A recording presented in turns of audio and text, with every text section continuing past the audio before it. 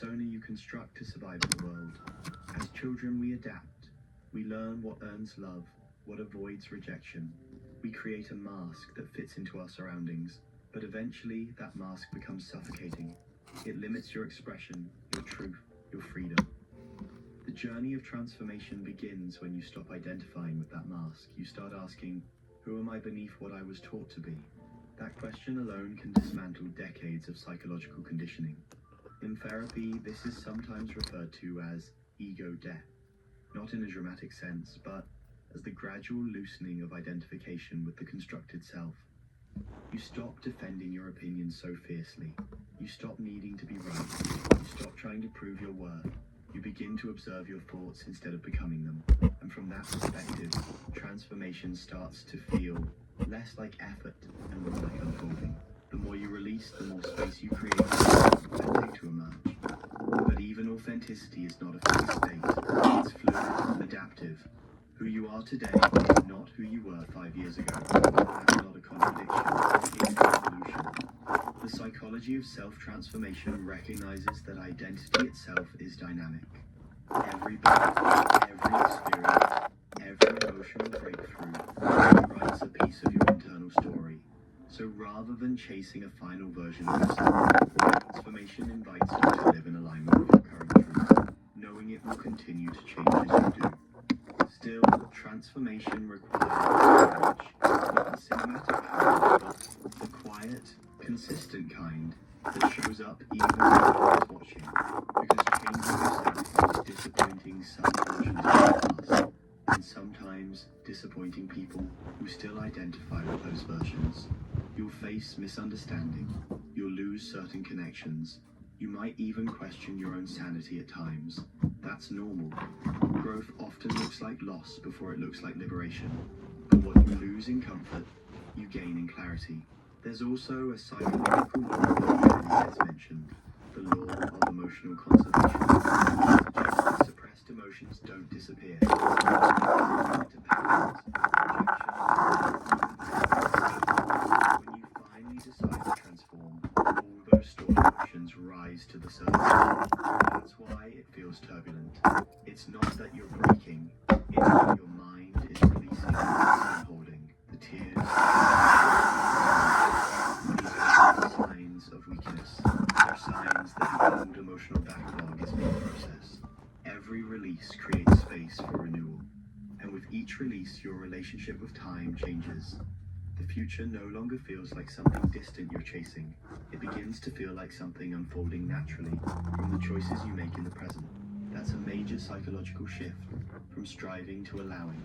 Because once you stop trying to become someone, you start being someone.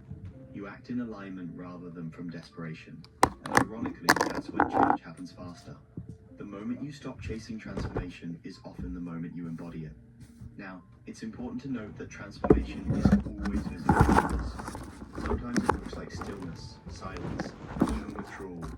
You may spend months reflecting, reading, journaling, or simply observing. To the outside world, it might look like you're stuck, but internally, your neural pathways are reorganizing. Your subconscious beliefs are being rewritten. Growth doesn't always announce itself in noise. Sometimes the deepest revolutions happen quietly in the background of your daily life. And when the new self finally stabilizes, it feels familiar in a strange way. You don't feel like you've become someone new. You feel like you've come home. The constant inner conflict softens. The things that used to trigger you lose their power. You start responding with calm instead of defensiveness. You speak honestly without rehearsing.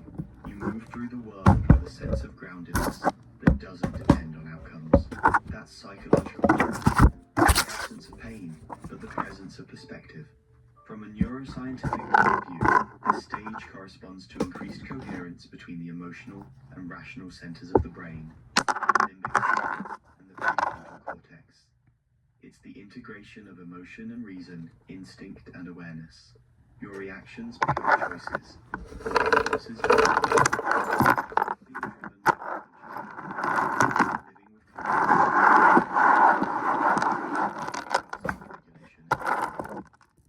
even here, transformation continues, because the self is not a destination, it's a process of continuous adaptation.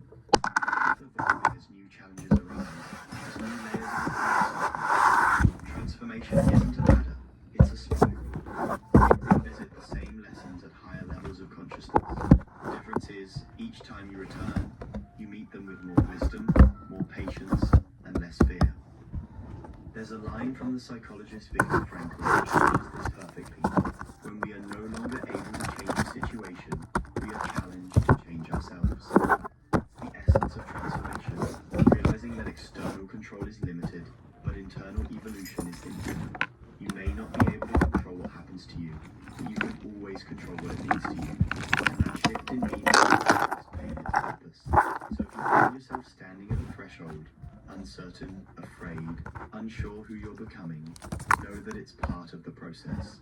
Confusion is not failure, it's the space between identities.